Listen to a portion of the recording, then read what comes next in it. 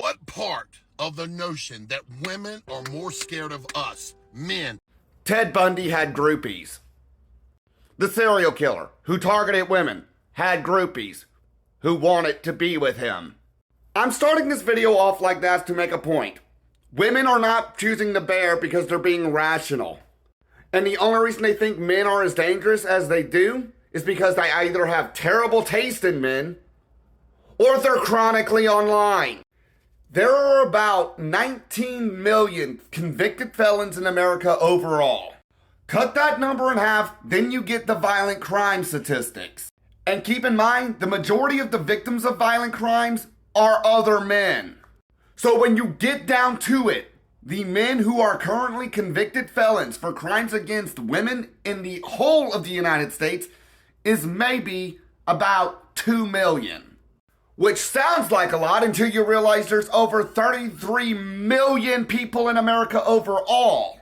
Cut that in half, you get about 160 to 170 million men.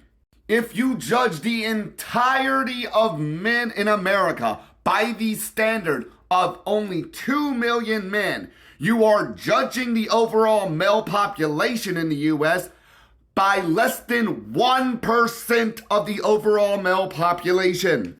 Even if we factored in all the violent criminals, not just the ones who attacked women, it would still be less than 1% of the population overall. And keep in mind, not all of those violent criminals are men.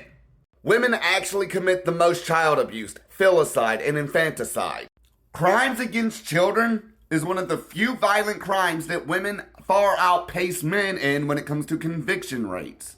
Y'all remember the daycare worker who hung a 4-year-old in Minneapolis and got no jail time for it? Or the teen mother who killed her baby and got the same treatment? Casey Anthony ring a bell for anyone? Not too long ago, a California woman got away with stabbing her boyfriend over 100 times. Then there's ever-increasing rate in which teachers are molesting their male students. This one got pregnant and will likely get child support from him. No, seriously, a woman can molest a boy and then sue him for child support, even if she was convicted. And this criminal justice bias in which women are handled with kids gloves is absolutely nothing new. It's old. In fact, Susan B. Anthony herself recognized it and called it out during her own trial. There was literally a Powerpuff Girls episode that talked about this. Did we just completely forget about it or choose to ignore it? Lizzie Borden took an axe, gave her father 40 whacks. When she saw what she had done, she gave her mother 41. Did you know Lizzie Borden was allowed to tamper with evidence? Like seriously, the dress she was accused of wearing during the crime, she was allowed to keep it, and she burned it the day before the trial. Do you think if a man committed such a heinous crime, he would have been allowed to keep the evidence that was going to be used against him? Bonnie Elizabeth Parker was actually arrested for one of the first bank robberies she performed. But when she turned on the crocodile tears on the stand, the jury bought it, and Clyde Burrows came to pick her up from the courthouse despite the fact she essentially threw him under the bus during the trial. Carrie Nations was also a feminist during the old suffrage era and a prohibitionist. She used to travel around Kansas with a tomahawk, smashing up saloons, breaking whiskey bottles, so on and so forth. And the most she ever got was just a night in jail, and the police would let her go the next day and she would go back to doing what she was doing already. And while this is all technically anecdotal, we've all seen how in our own daily lives women are handled with kids gloves, even on the playground. We all know the boys can't hit girls mentality, where girls often pick it up and run with it for the rest of their life. Women know they can be as violent as they want towards men and there's nothing really a man could do. According to both the CDC and the Domestic Violence Hotline, men actually report being the victim of domestic violence from women at nearly the same rate as women report it from men. Now, when we factor homosexual relationships into the equation, what we notice is that gay men actually have the lowest rate of domestic violence overall, while lesbians have the highest. Even Amber Heard was included in that statistic. How many of y'all knew Amber Heard had a history of domestic violence prior to her relationship with Johnny Depp? Yep, she was arrested for abusing her then-girlfriend Tasha Van Reese at a Seattle airport. And she also tried to cover up her abuse with false accusations. Which, by the way, the majority of the time when women make false accusations, they're doing it to cover up their own abuse. Except in this case, it didn't stick because the arresting officer was accused of being a homophobe, but she ended up being a lesbian. Sounds like the Seattle Police Department has had run-ins like this quite often.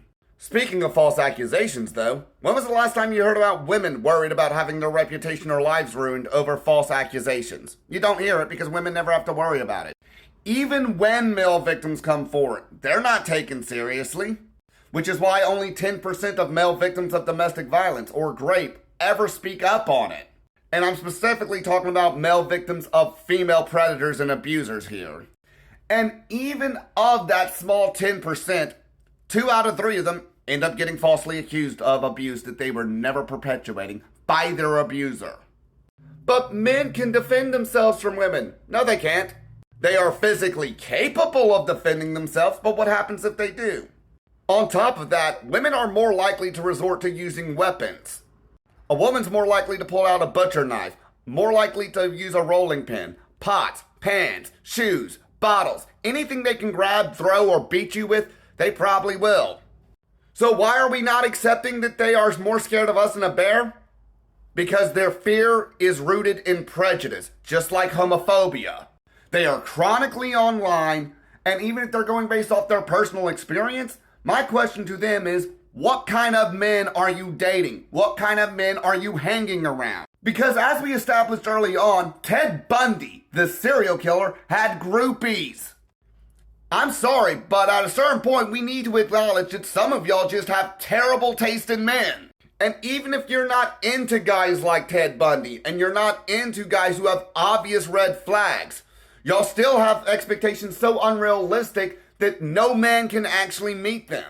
But there are plenty of men all over the internet who are going to tell you exactly what you want to hear, and they almost always end up getting exposed for being abusers or predators. Like seriously, ladies, how many male feminists need to be exposed for being predators and abusers before y'all realize they don't actually care about you? They're just telling you exactly what you want to hear so that you lower your guard around them. Challenging the way you think does not make me a dangerous person. However, refusing to engage with anyone who tries to challenge the way you think makes you a bigot.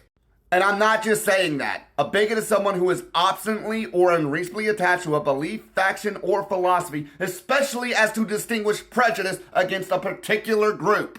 The only reason you're choosing the bear over the man is because you're chronically online and buying into a radical, man-hating feminist ideology.